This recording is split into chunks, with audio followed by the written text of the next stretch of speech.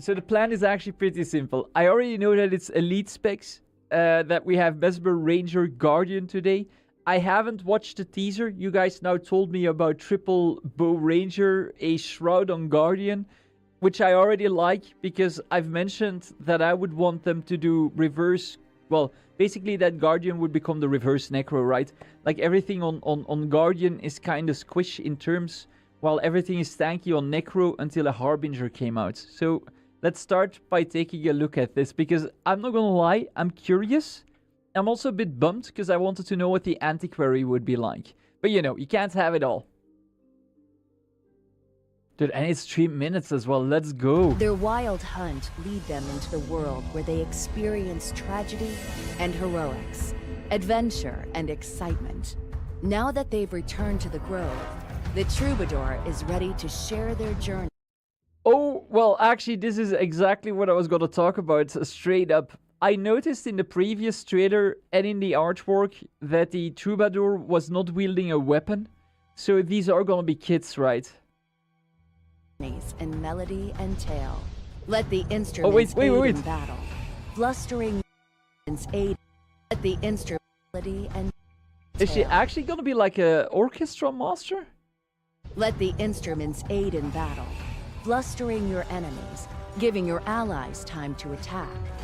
The lute strums 3 times on its magical strings, sending pulses of energy forth to deal damage to your enemies. As the battle's tempo ebbs and flows, let the harp heal your allies for a moment of soothing melodies. And as you build up notes... Wait, there we actually had it. So they're weapon swapping... Well, they're swapping back to their weapon here, right? And as you build up notes, be ready to strike a crescendo upon your enemies, while giving your allies a helping hand. Tales of the Dominion of Winds are whispered. So the lute was damaged. The harp. So we had damage, we had healing, we had support. Do they say what the flute is or did I miss it? Melodies. And as you build up notes... This third chair gonna be broken? Actually, we gotta look into all of this, but this is indeed an interesting take. And hello, PK. Be ready to strike a crescendo upon your enemies, while giving your allies a helping hand. So, I did mention that I kinda hoped that, I kinda hoped that the Guardian, or rather the Firebrand tomes would be the new Mesmer mechanic. It feels like reminiscent of that. Tales of the Dominion of Winds are whispered. So, I guess that is bow number 3, right? On the breeze, graceful warriors from the royal houses have emerged, eager to share their ways with the Tyrian alliance. The Galeshot manipulates magnificent Wait, I missed an instrument. Let's look to back strengthen after. the power of their bow. Draw your cyclone bow, a testament to the magical abilities of these skilled Tengu. With your cyclone bow summoned, gain feathers over time. Use these feathers to bluster your enemy, firing 3 arrows rapidly at your target. Evade backwards, shooting a hail of wind and arrows, crippling your would-be assailant. This is a smart, this is a shortbow 3, I think. Isn't this like one of the shortbow skills already on Thief? Also, did I hear that correctly, that you stock up, what was it? You stock up feathers, so we get a bit of a, we get a bit of well, it's very reminiscent of stocking up blades on Mesmer. And hello Lotus, hello Alcar. Use your supersonic arrow, bursting forth with the power of the wind, dealing heavy damage. And finish off your enemy with a final blow, leaping back with a flourish of arrows. As your enemies fall, let the wind carry their last breath away.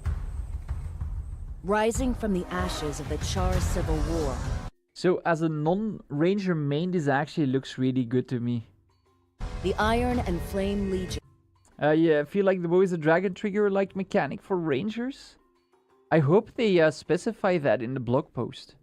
Have combined their technological and magical sensibilities to harness radiant flames to beckon forth an era of change. Call up the Radiant Shroud to gain access to the power bestowed upon you.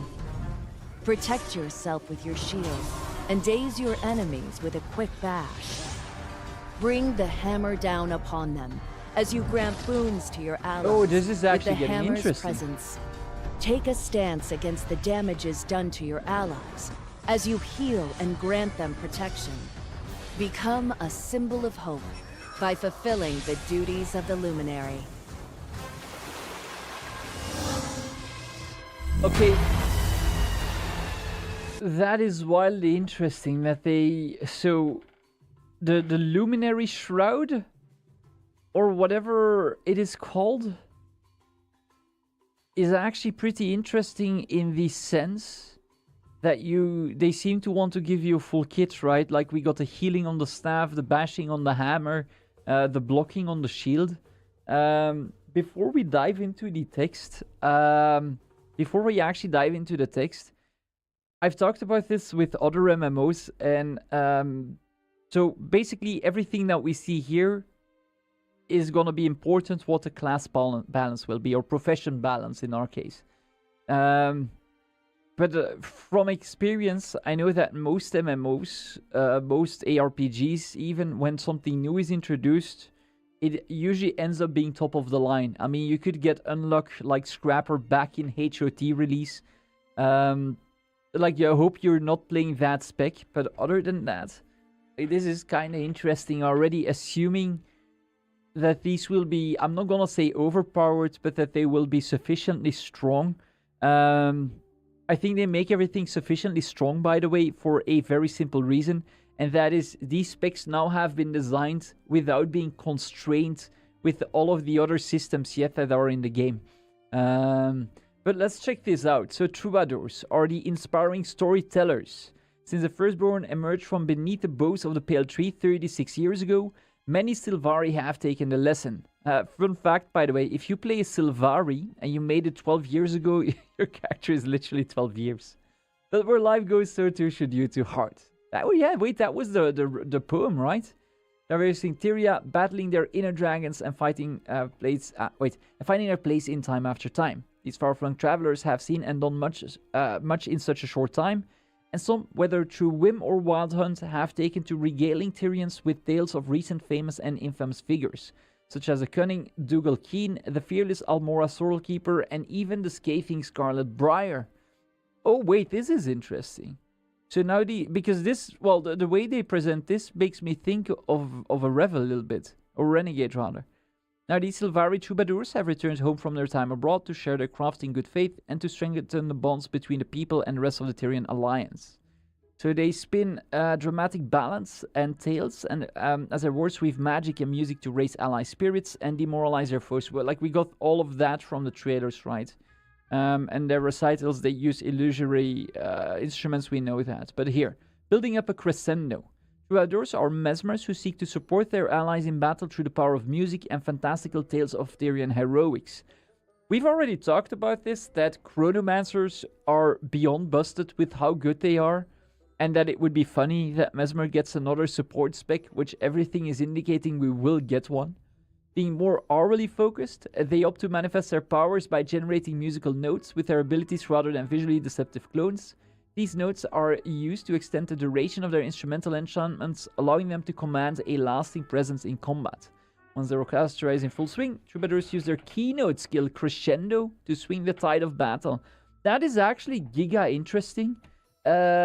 So I had already proffered, like, maybe we get kits. I also mentioned, if you guys watched my previous video, that a Troubadour would be the ideal spec where ArenaNet up-end class mechanics or profession mechanics, which we are getting yet again. Because after getting daggers or blades stocked, we now do away with our clones and get notes instead. So the power of song and tales. When playing as a Troubadour, or Troubadour if you want that pronunciation, your shadow skills are replaced by instruments. When an instrument is placed, there we go. It produces an initial magical effect. Performing it with a reverberating lute will release waves of sonic energy and damage enemies. Strumming the harp will create a healing area to provide succor to allies. And after the instrument is used, it will continue playing in the background. Oh, okay, that is kind of nice. I think it was 12 who mentioned that they kind of hope that it might create like a lasting instrument. I hope I pronounced sucker right. But after crustacean, I don't trust myself anymore. So troubadours use their voices as well as their instruments. That sounds like a shout skill to me. They can recite the tale of Queen Jenna, protecting divinity's reach to grant their allies okay. Yeah, okay, I saw shared distortion. That is actually insane, man. Mesmers are already so well positioned for literally everything in this game. Because a Mesmer with a rifle became a giga good healer, but the rifle doesn't make them the support that they are. It is the mass invisibility on stuff like HTCM. It is the portals on stuff like Serra CM. It is the permanent stability. It is the permanent Aegis. But now, if you, for example, play a fight where you gotta spread out, you got Signet of Inspiration as well for boon extension. And now, Lotus, this will indeed be very balanced. Now, on top of this, yeah, that is actually strong. Ditzy, I think you might be on there. Group distortion. If this actually Ditzy, yes, this might not survive beta. I could be so wrong. And them typing it here, because let's not forget, they mentioned we have a public beta from August 20 to August 27, during which they will be polishing abilities. Now, this would be an interesting one, because I don't see a full rework on the... cards because of that statement. But we already have distortion on Mesmer, unless they make this like the... If you're Troubadour, this is your only way to distort. But that is busted as hell indeed. Like, depending the cooldown here, stuff like Kanax ICM, you could literally distort some of the axes, basically clearing up the whole middle. Yeah, Armaleth, that will not pass. Like, I still need to check what the Ranger and what the Guardian have to bring. Like, maybe they're as busted. But yeah, this sounds like something that they will review. Like, sorry, this is... So, playing a Mesmer is giga busted already with the mechanics that you can skip. But if you now can make your whole sub skip mechanics... Yeah. What if it just distorts X amount of allies? But unless they go with the, like, Vindicator, like the alacrity is kind of busted in a different way, right? Where it is not giving alacrity to the 5 people in your sub, but to the 5 closest, well, including you, to the impact. They could do something like this, but then bringing 2, like... Imagine this makes it to how you can give distortion to 5 allies, regardless if it's in your sub, or if they don't have it yet and they're closest to you.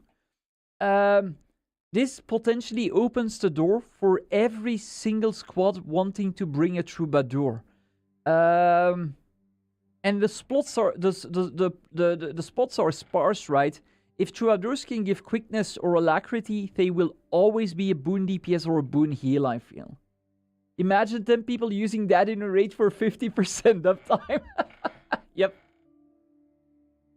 Yeah. Indeed, 12. So no confirmed or alacrity yet. But this feels... Okay, this feels busted. I'm gonna move on to the Ranger. We're gonna loop back to the video. But I'm not gonna lie. I can't believe what I'm reading here. But let's check the Galeshot. Because some of you have already mentioned that as a Ranger main, this was not what you're looking for. So for over 100 years, the Tengu, so that was a right call, of the Dominion of Winds have kept their gates shut and their arrows trained on the outside world. After minions of Primordius and Jormak threatened to siege the Dominion's walls in the last Dragon Rise, some of the Tengu have emerged to more actively engage in Tyrian affairs. I do hope that this opens the door. I don't think this is going to be the current expansion, but I hope that well, it's kind of, from their wording, I could make out we get another expansion cycle after this. I wouldn't mind more Tengu lore.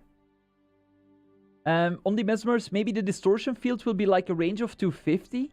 Oh, that would actually... Well, actually, Winter, that might also... Yeah. And did say putting all responsibility on a single support is just bad for the game? They're already carried too hard. Now it's even more. Yeah, like, imagine... let's look back to this, but you have such a good point. Like, imagine... So they can heal. We already know that one of their instruments can heal. And, I mean, all they have to do is equip a rifle in one of the weapon slots, and when they're not playing the instrument, they can heal. If these guys can give... Actually, this is somewhat worrisome. If these guys can give quickness or alacrity, you know that Chrono, unless you want continuous shift, isn't even gonna be the busted Mesmer spec anymore as a healer. If they can give neither of the boons... in that case, I could see us reserve a DPS slot for a Troubadour per sub. I mean, I'm not gonna lie. When we do the conversion CMs, I'm gonna want to see Troubadours at that point. People are surprised that the new specs will be completely OP. Actually, absolutely not, Sarah. So I mentioned this before. Like, even if you take the sales aspect out of the equation, usually new specs, new weapons, new everything are always designed with freedom in mind. I feel like they usually design them a bit standalone of how the game works, and then they slowly amalgamate them into the game. So I fully expect them to be busted, even if sales was not a consideration. I am kinda hyped for the Ranger. They're seeing some Tengu lore. Why not? So the Tengu archers, skilled and oath-bound to protect the royal houses, are able to summon the 4 cardinal winds to form a powerful cyclone bow and deliver swift justice to their foes. Okay, so yeah, I don't know who mentioned it, but dragon triggers? This indeed... well, it depends on whether you can, like, swap in or not, but this indeed is very reminiscent of a Bladesworn. So the wielders of the Cyclone Bow. So Galeshots are rangers and the premier archers of Tyria. Using their aptitude for natural magic, they can sculpt and command the wind at will. This power is manifested in the Cyclone Bow. I actually have a question. Never mind. It's already answered. And it was in the artwork. I was going to ask whether there was a pet there, but there is the phoenix here, and it was in the previous artwork as well. So let's see. The bow increases in strength as it's used, culminating in a powerful coup de grace, or if coup de grace, sorry. But if anybody of you likes Larizor, it's a coup de gracie to dispatch your enemies. Learning from nature, Galeshots emulate birds in the sky by employing squalls of air. Oh, wait, that is actually cool. They're swift and graceful to ensure advantageous positioning in battle. So we've already seen the Galeshot kind of displace itself. I know this is an island I'm gonna be completely alone on. I wouldn't mind forced movement more in certain kits. Rangers are not happy. There are more complaints from Rangers than anything. Wait, okay, we're gonna read this. We're gonna loop back to the trailer, because I think this will shed a lot of light on what we saw. And then let's quickly open Reddit as well. Or if there's a forum thread, feel free to link it. Feel free to link it as well. So, Galeshots are able to call upon the Cyclone Bow at will. Okay. Generates arrows over time. Oh, that's more like pages, right? This is more like Firebrand pages.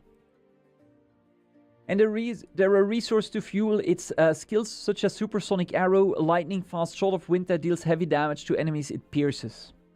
As you use arrow-consuming skills with the bow, you progress towards enabling the finale, Hawkeye.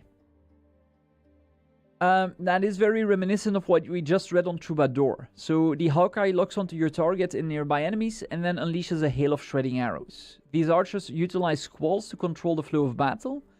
Squalls? How do you pronounce that even? They can call upon a freezing wind to chill their projectiles, launch themselves with a whirlwind, or even summon a raging tornado. So as a non-rager player, this looks cool.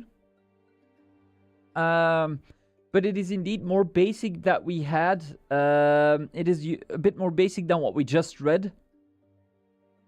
And unless this is perma-distortion, yeah. Galeshots can form a closer bond with their avian allies through traits like Flock Together, enhancing bird pets. Oh! Wait, question from any of the Ranger mages. Wow. From any of the Ranger mains. In group content, is a bird even used? Like, I use the eagle when I'm farming in the open world on a soul beast, but it's for the movement ability. But I don't play ranger enough to know if it's used, because I know the white tiger is Aegis. I know druids are usually using Jacaranda. I know Iboga sometimes gets used. I know the gazelle gets used. Red Moa used to be on a soul beast. Okay, I mean, it's an interesting take to make. Jantir B, true. It will indeed be interesting to see how the traits work. The reason why I'm asking is because this feels like a way they want to turn certain pet families that might not always be used actively into something that is better. Now, if these traits make birds worth using regardless, they could be onto something, in my opinion. But if birds remain a subpar pick for most of the builds, that would be sad. Arm, for you, Luminary looks the most interesting. Let's read that, because... So, I mentioned it earlier in the video as well. I have said... So, when you look at a Necro, you've got, like, various levels of tankiness. Core Necro in OG was very tanky already with the Death Shroud. Then we had the Reaper Shroud, making it even more insane. A Scourge lost the Shroud, but then gained so much barrier and shade that it too was insane. And then we had the Harbinger. And don't get me wrong, because in my Harbinger build guide, I explained that a Harbinger is actively still quite durable, because they regenerate HP so fast based on the Blight stacks that they have. But I kind of hope that they would make like a reverse swap for the Guardian, who is incredibly, I would say, durable as well, but is fully reliant on Aegis. So I'm kind of hoping that the Luminary Shrouds will give them like a bit of a reverse Necro feel, but I'm also kind of scared that it won't. The bird puns from the Sylvari players. Let's see, the Luminaries, the protectors of the secret flame. I gotta say, by the way, lore-wise, not a single profession is cooler than the Guardians. The Firebrands with their stories and their tomes was already kind of sick. Now Protectors of the Secret Flame is insane. Let's be honest, Dragon Hunter, while it might look basic, up until End of Dragons, everything was about dragons. And then the Willbender, well, there's been various phases, but yeah. In the years following the Char Civil War, I also find this cool we get a bit of Char lore for Guardians. And the scattering of Bangar's dominion, relations between the four legions have remained steady. Sponsored by events after the End of Dragons cycle, with the Flame Legion formally rejoining the legions and the Iron Legion having appointed Smolder's successor, the two legions sought to commemorate the changing times with a joint project, so the Luminary is born. In a shrewd diplomatic play, the two legions have since agreed to share their combined efforts with the Tyrian Alliance and its member races in the spirit of continued collaboration in this new era. Luminaries bear an enchanted iron brazier. Now I know that this is pronounced brazier, because that was an awkward comment in one of my videos, that sustains a powerful sacred flame. The bearer can wreath themselves in with this fire and wield a blazing arsenal of weapons against their foes while striking powerful stances mid-fray. We've already seen it in the trailer, but it would actually be cool if we had a Final Fantasy 15 situation, or a bit like Clopia and Gare, where all the weapons are like displayed behind them in the Shroud. But yeah, let's see what this Shroud is about. So, Luminaries are Guardians, that's a huge shocker. Stalwart combatants on the battlefield capable of putting out respectable damage or supporting their allies. The Brazier provides energy for the Radiant Shroud. Okay, so that could be like Necro Shrouds with Life Force. Let's see if they talk more, in which they are able to wield various weapons of light and flame to adapt to the situation at hand. Luminaries also have access to stance utility skills, gaining additional tools for offense, defense, crowd control, and mobility. I want to quickly tab and check something. If we take stance here, do we actually get something? Okay, the word stance is also in resistance. Grant yourself Aegis. Oh, upon using a stance skill, yeah, Relic of the Weaver, deal increased strike damage for a duration. Will we get a new Power Guardian spec? Or are we still with our current two ones? So, okay, yeah, we got through the stance. So Shroud is a new take on the Shroud mechanic. This Shroud has no limiting resource. Wait, oh! Allowing players to always enter when the Shroud is not on cooldown. I mean, correct me if I'm wrong, but isn't the cooldown some form of a limiting resource? I guess, like, they mean resources, life force, or heat when you're the holo, like those kind of things. But yeah. So while in Radiant Shroud, your weapon skills are replaced with 5 new skills. A basic attack in the first slot, and 4 Radiant weapons in the second through 5th slots. Using these weapons will, using a Radiant weapon skill will equip that weapon while performing an initial attack and flip over, into the additional skill. So, well, let's loop back to Necros. They are getting Necro swords, but then bigger, badder, and bluer. So the Grandmaster Minor trait, Radiant Armaments, grants a unique passive bonus based on the equipped weapon, which lingers for a bit after exiting Shroud. Oh, that actually sounds cool, man. Luminaries looking to maximize their outgoing damage may want to use the hammer right before exiting to take advantage of the bonus damage passive. While those who need support might prefer to end on the staff to gain access to its increased outgoing healing, and players are free to use all 4 weapons while in Shroud, but there is a trade-off. The recharge time of Radiant Shroud will increase for each weapon used beyond the first. Oh damn, that is actually badass. Okay, that is actually badass. This opens... I guess this opens... This opens the door to a lot of skill-based gameplay as well, right? Like pop-in Shroud, pop-out Shroud, or pop-in Shroud, stay-in Shroud. If needed, but make sure that you end on the right weapon. So nothing about Necro Shroud making them like tankier, but yeah, this, yeah. Shroud with kits, basically. Regarding brochure, isn't the new bikini bra the current meta for female characters? A bit. This might be the closest thing to a Paladin Guild Wars 2 will ever get. So personally, I absolutely like... So the Shroud I find super unique. I like that ID. I like that they deviated from use your attacks, build applied, go into Radiant Shroud, and then, like, I kind of like that they went another way. And I like the arsenal abilities as well.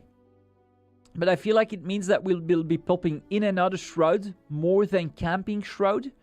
Unless, because we also only know about a single trait.